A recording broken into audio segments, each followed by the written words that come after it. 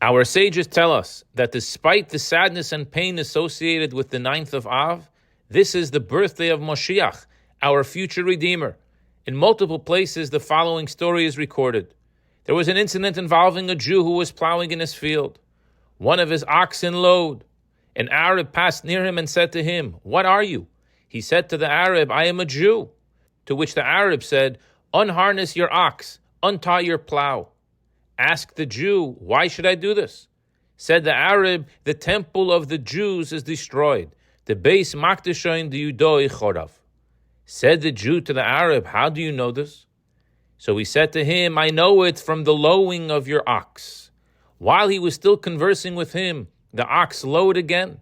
He said to him, "Harness your ox, tie your plow," as the Redeemer of the Jews was born, the Isyeled Pirikoin Yudoi. So the Jew said to him, "What is the name of this Redeemer?" He said to him, "His name is Menachem." "And what is his father's name?" He said to him, Chizkiyo. Concerning this story, Rabbi Avon said, "Why must I learn it from a story with an Arab and a Jew? It's an explicit verse.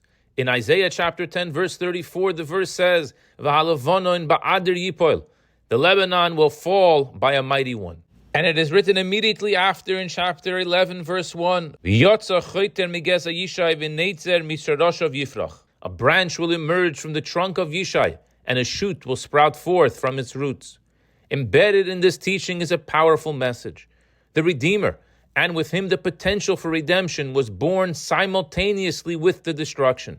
Indeed, though ostensibly the destruction was a consequence of the Jews' sins, there was a deeper reason for it all.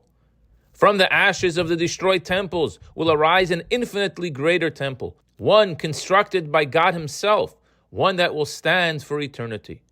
I recently saw an interesting Jewish custom quoted from the Meiri.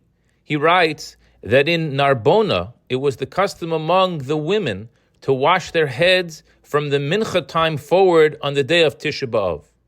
And we heard that the elders and the rabbinic leaders directed them to do so based on the medrash that relates that Moshiach was born on Tisha B'av.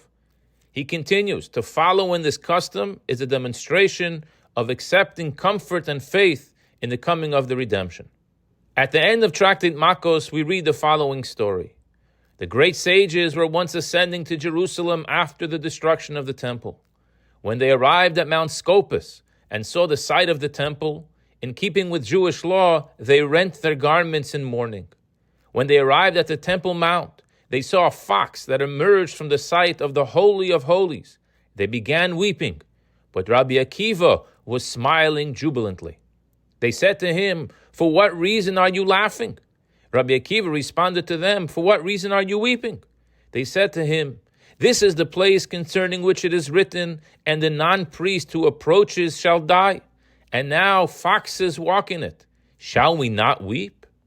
Rabbi Akiva said to them, "That is exactly why I am smiling jubilantly. For when God revealed the future to the prophet Isaiah, it is written, and I will take to me faithful witnesses to attest, Uriah the priest and Zechariah the son of Yevarechyo." Now, what is the connection between Uriah and Zechariah? He clarifies the difficulty. Uriah prophesied during the first temple period, and Zechariah prophesied during the second temple period, as he was among those who returned to Zion from Babylonia. Rather, the verse establishes that fulfillment of the prophecy of Zechariah is dependent on fulfillment of the prophecy of Uriah. In the prophecy of Uriah it's written, "Therefore, for your sake, Zion shall be plowed as a field, and Jerusalem shall become rubble, and the Temple Mount as the high places of a forest, where foxes are found." There is a rabbinic tradition that this was prophesied by Uriah.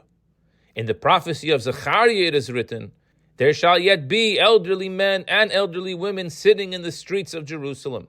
Until the prophecy of Uriah with regard to the destruction of the city was fulfilled, I was afraid that the prophecy of Zechariah would not be fulfilled, as the two prophecies are linked one to the other. Now that the prophecy of Uriah was fulfilled, it is evident that the prophecy of Zechariah remains valid. The Talmud now adds, the sages said to Rabbi Akiva, employing this formulation, "Akiva, you have comforted us. Akiva, you have comforted us. My friends, Golus is bad. The exile is dark. The destruction, misplacement, pain, and death of the past 2,000 years is beyond our comprehension. But at the same time, we know that just as what Uriah said came true, so will that which Zechariah said come true. The birthday of Moshiach is the day Moshiach's energy is more real than ever before. It's more powerful and palpable. Let us be blessed with an end to this exile once and for all. Let us experience that awesome revelation that we read about and study about and pray for multiple times a day, the return of God's holy presence to Zion with mercy. As we say in the opening words of this week's Haftorah, Nachamu, Nachamu, Ami. God will give us a double level of consolation, one which we can feel and touch and sense with our physical senses.